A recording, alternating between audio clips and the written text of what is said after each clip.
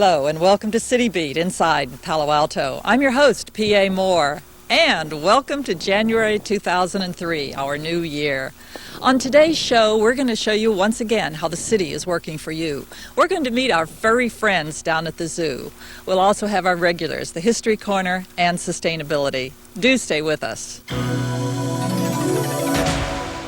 Paul Goldstein is chair of Payback. Our first question, of course, Paul, what is Payback? Well, Payback is the Palo Alto Bicycle Advisory Committee, and it's a committee that advises staff on issues relating to bicycling. So we're composed of bicyclists, and when staff has a project regarding a new road or an intersection improvement or something like that, they consult with us and we give them advice before the project happens rather than have to complain about it after the project is all over.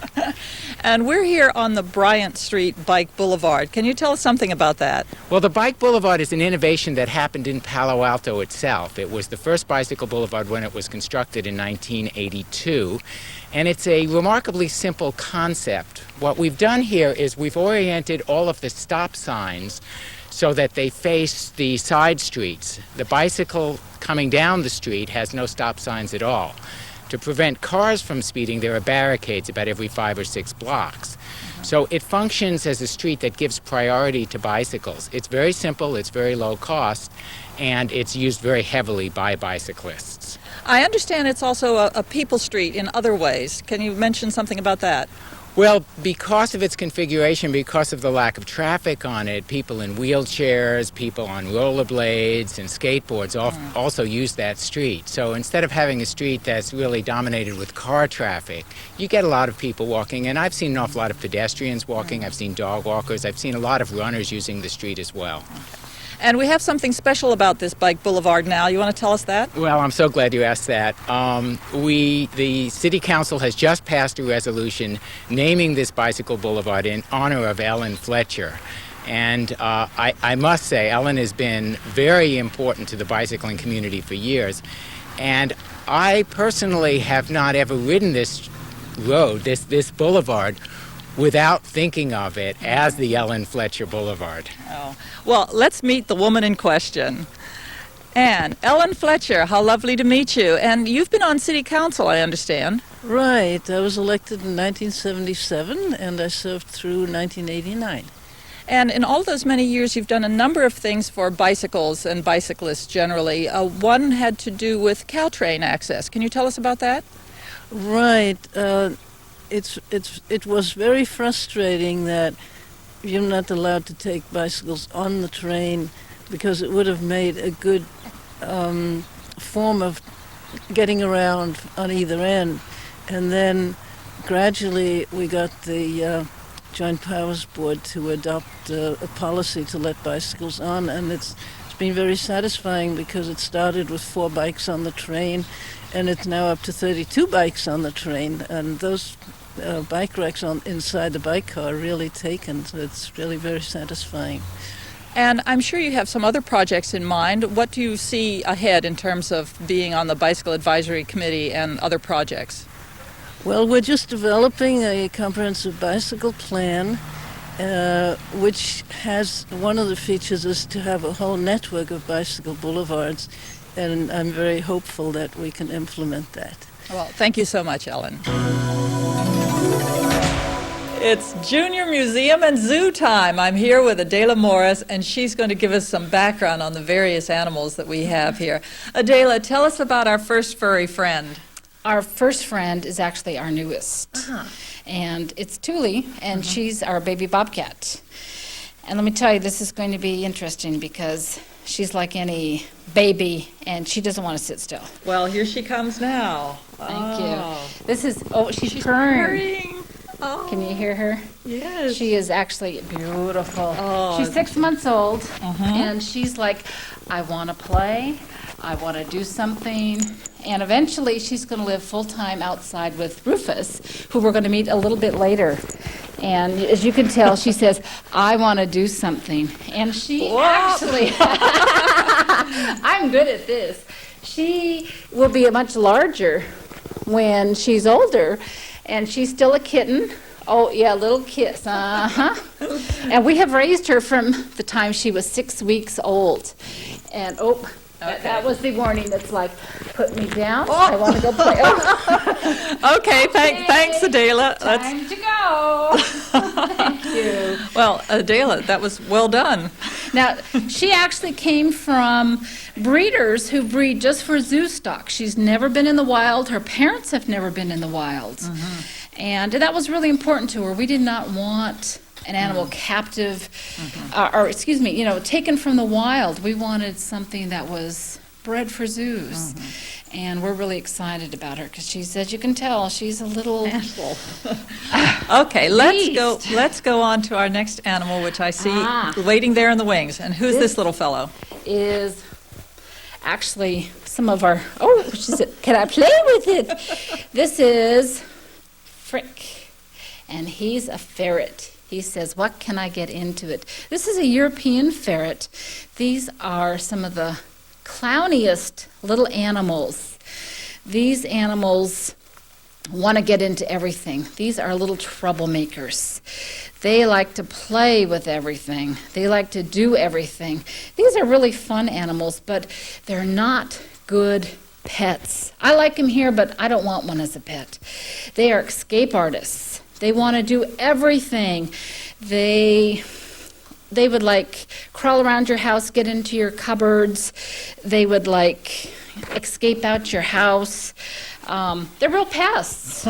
Well, it looks like this one is ready to escape now, so let's put him back into his cage. Cute, but I don't want one. And we'll then go on to our next animal, which I understand now we're changing species here entirely. A little bit. You could probably guess. Stick out your tongue for me. Whoa, a blue tongue. This is a blue tongue skink. This is an Australian lizard. And this is actually such a nice animal. We take this to a lot to classes because he's such a gentle animal. This is a vegetarian who is such a mellow animal. You know, people think they see that face and they're going, does it bite? No, he doesn't bite. He's very gentle and a calm animal. And look at the beautiful coloration. And people think, oh, is it slimy? Does it bite? Will it hurt me? No, this is a nice animal. Does this creature even have teeth? I mean, if he's a vegetarian. You know, that's a good question. Okay. You're not supposed to ask me those things. Okay, well, we'll take a look out the next time he opens his mouth and his tongue. Okay, well, I'll tell you what, Adela, these inside animals have been quite charming, and now let's go take a look outside and see what there is. Good idea. We got lots of fun things outside. Terrific. Okay. Adela's going to tell us something about the ducks out here in the pond and the geese. Adela, who's our greeter, our official greeter? Well, hear that noise? Everybody knows that noise. And we have two geese out here. This is Alexander. Alexander's been here 24 years. Everybody knows him. We're in an enclosure now with Critter, who I understand is a great horned owl. Is that right, Adela?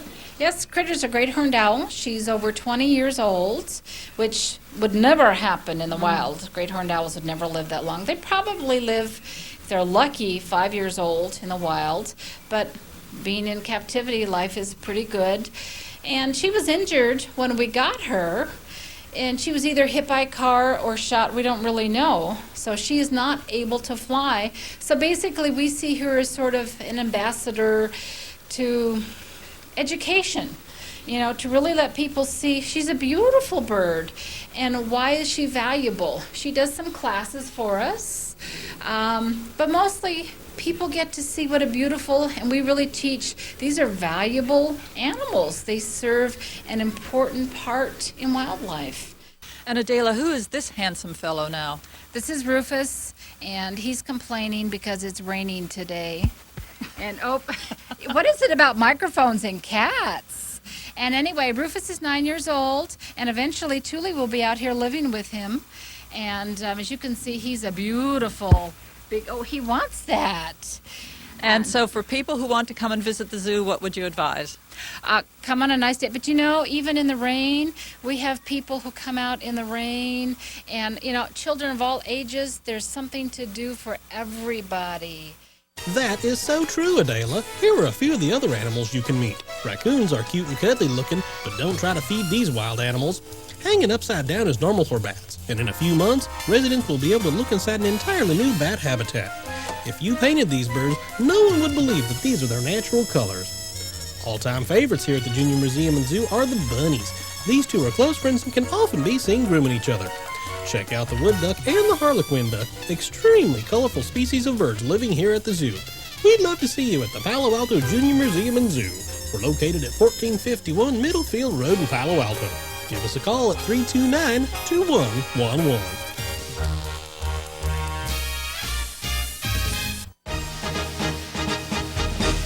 John Reinhardt is our volunteer star for this show. He's built a new kiosk at the duck pond. John, tell me, how did this kiosk come about?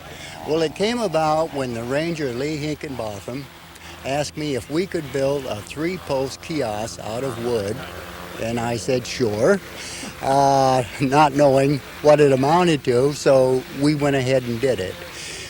The reason they wanted it is the way the paths meet here in front of the duck pond. They wanted a 3-post so they could see it from different sides. Well, I can see you've done a great job. Was there any particular challenge in building something with 3 sides? Absolutely. There's a lot of different angles here. And what we did, we built it up at the Foothills Park where they have a very nice shop. And then we moved it down here in modules.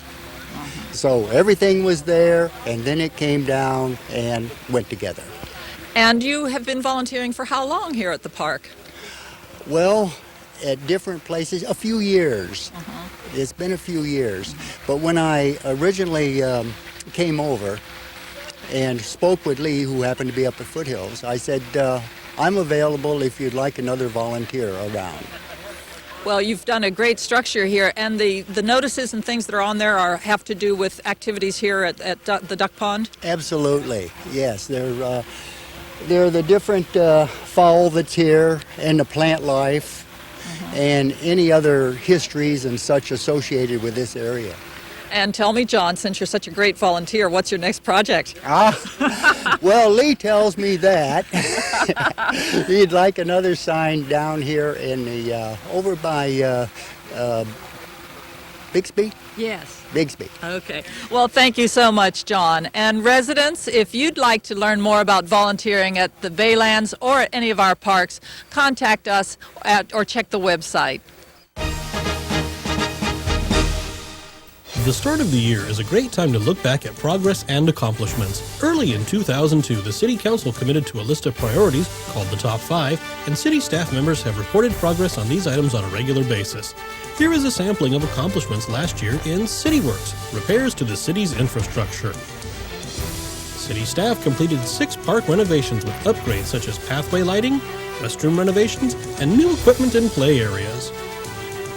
Erased backlog of sidewalk replacement projects identified in 1998 and significantly reduced backlog of street maintenance projects. Secured passage of parking assessment increase and started construction on 2 new downtown parking structures. Convened Blue Ribbon Committee to develop recommendations to move ahead on storm drains. If you have questions or comments about Top 5 priorities, please send email to citybeat@cityofpaloalto.org.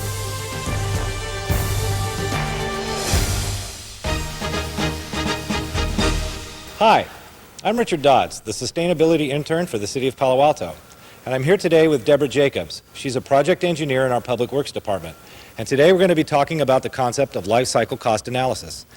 Deborah, just what is life cycle cost analysis?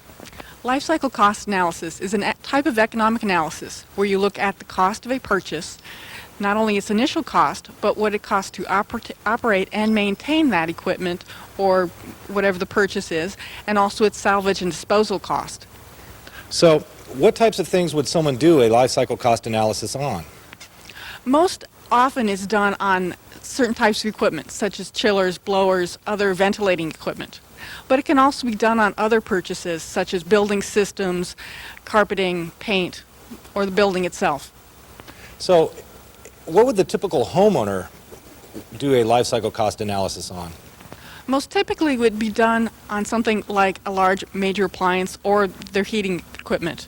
How much it costs for a new heater, how much it costs for a new air conditioner, or, for example, a refrigerator. How much does it cost not only to buy the refrigerator, but how much does it cost you in power to run it over its lifetime? How much you might need in water if it has an automatic ice maker. So what kind of benefits are we looking at here in the city of Palo Alto by instituting a life cycle cost analysis? We're looking at maintenance costs and operating costs, and hopefully we can get that reduced by each of these analyses in buying a purchase that may cost more initially, but cost less to run. We can get capital money for initial purchases, grant monies for initial purchases, but those are not available for the maintenance and operating costs. And with any luck, someday down the road, we will have less maintenance costs. So we're looking at a way to potentially spend more money up front for an item, but spend less money over the total ownership of that item. That's the entire idea of life cycle costing, yes. Thank you, Deborah. For more information on life cycle cost analysis or sustainability in general, you can call the Sustainability Hotline at 617-3174 or visit our website. Debbie Pryor is Palo Alto's new fire marshal. Debbie, you came to us from Berkeley. How long were you over there? I was with the city of Berkeley for 17 years before I came to the city of Palo Alto. So tell me now, what does a fire marshal do? I'm sure there's this long list of things that you got to check off. Yes, I'm responsible for ensuring public safety by enforcing the fire code, which includes fire and life safety permits, fire inspections, and fire investigations. Fire inspections. I've seen fire marshals or fire officers going in and out of buildings. Is that what they're doing, inspections? So what's all involved? Yeah, fire inspections are conducted at least annually, depending on the type of occupancy. And we go out to ensure that there's code compliance and that the occupants are safe in their place of business. They would include us checking for things like electrical hazards, ensuring that fire protection systems are in working order, and checking for exits is also a big one for us. You know, you mentioned electrical hazards. This is January, and I'll bet that there's a lot of electrical hazards with old Christmas trees. What would be your advice to residents? Yeah, Christmas trees can pose a hazard when they're left in the homes for a period of time. So the number one thing would be to get rid of your Christmas tree as soon as possible after the holiday season. And if you do keep it for a few more days, make sure you discontinue the use of lights. And Palo Alto residents can recycle their trees during their normal curbside collection. And what they need to do is remove all decorations and stands and cut the trees to lengths that don't exceed 4 feet and then place them at the curb the night before their normal collection days. And they also can be recycled at the landfill recycling location down at the Baylands. And, you know, Debbie, I'm sure that weed abatement is part of your normal job, too. So can we come back and see you in the spring about that sort of thing? Absolutely. We start up our weed abatement program around June. Okay. See you soon. Thank you. Martha Walters is a librarian at the City of Palo Alto, and she's here today to tell us about a web-based catalog.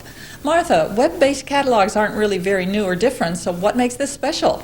Well, our new web-based catalog is a little bit easier to use than our old one. The other catalog that we had since '94 was prohibited to people who were working at large companies and had a firewall prohibiting them access.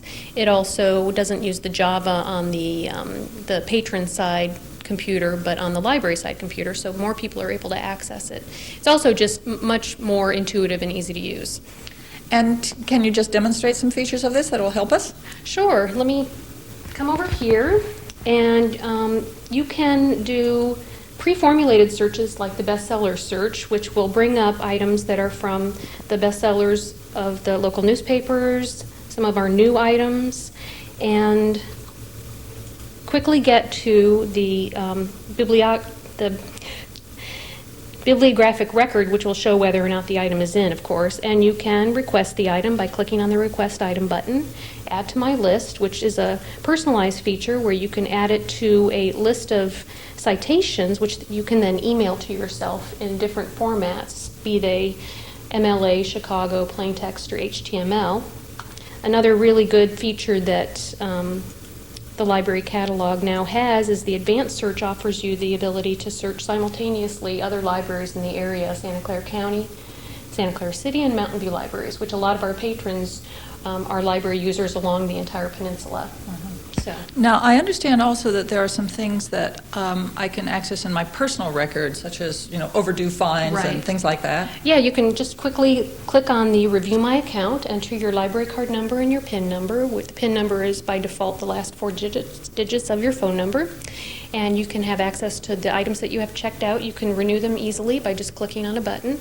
You can review your holds, review your fines. You can update your email address and review your profile, which is the information that we have on file for you about where your home address, etc. So it's very nice. It's something that a lot of the library catalogs are now doing, and that we're very excited to finally be able to offer.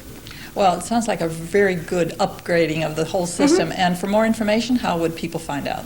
Well, people are welcome to click on the link here for a email, which is webcat@cityofpaloalto.org. Send an email, or you can call me at 329-2694. Charlotte Carlson is here to tell us about Palo Alto's many training programs. Charlotte, I understand these training programs have been around for quite some time. Yes, that's correct. It's been in progress for about 20 years, and since I've gotten here, we've grown it under the regime of Frank Benest. And I understand that the importance of training programs really has to do with staff retention. Can you expand on that? Yes, that's correct. We feel that if we give the tools and the skills that people need in the workplace, then they will probably want to stay with us. As long as you're growing and improving, you probably want to be in the place where you are. And tell us about the different types of programs. Can you list some of them? Yes, we have several extensive programs in professional development. We also partner with other colleges for degree programs. We have mandated safety programs, and we have an extensive computer program. And I understand that Palo Alto offers its services to some of the other smaller neighboring towns. Explain how that works. Yes, that's correct. We open all of our classes up to all the other cities, neighboring cities, especially the small cities. And we also advertise to them by email. And when we open enrollment, we feel like that they can come to our classes because we already have the model in place, and why should they go out and reinvent the wheel? Well, that sounds great. Can you tell us how a person would get more information? Yes, what they need to do is they can either call me at 329-2125, or either they can visit our website. Our entire training catalog is online.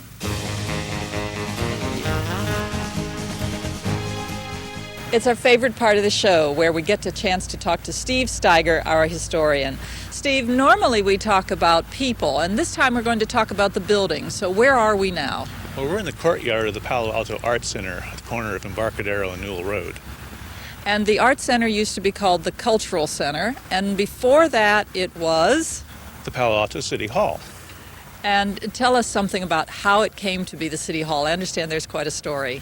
Well, in the early 50s, Palo Alto was really beginning to grow, and city services were growing as well.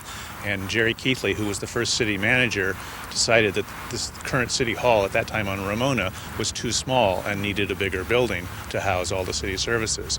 So he went to the voters to ask to get the funding to build this building on city land. The voters turned him down, but he managed to finance the building through current city budgets at that time and built this City Hall. Now, at that time then, this was in the 50s, so City Hall was here where the Art Center now is. Where were police and fire, and how did those operations work?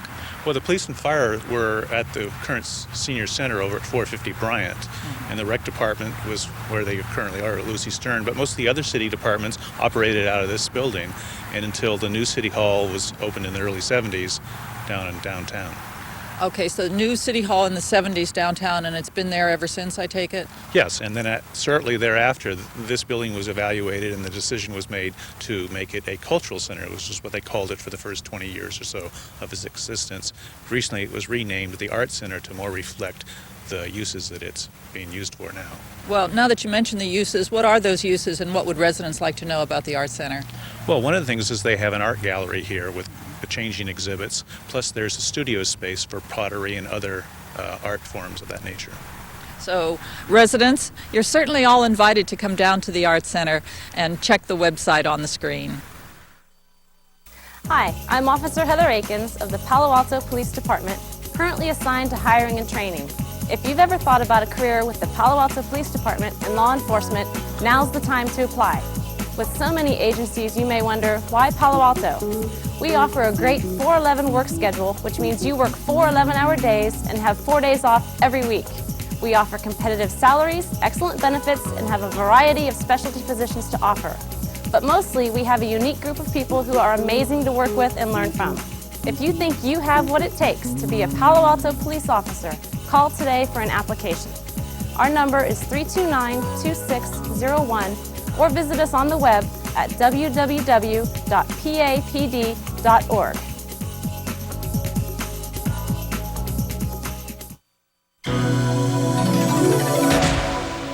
Palo Alto is blessed with a plethora of public art. There are murals downtown and sculptures such as this scattered throughout the city.